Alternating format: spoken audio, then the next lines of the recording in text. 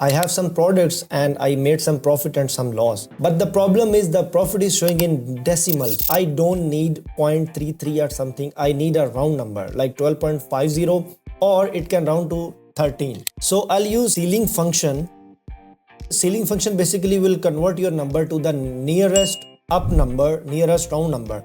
And I'm gonna convert it to 0.5. Let's say I put 0.5.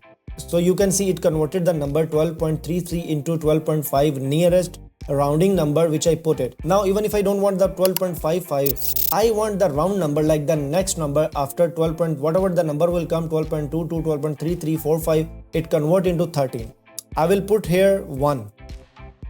You can see 12.33 converted into, changed to 13, 14, 40 and 36.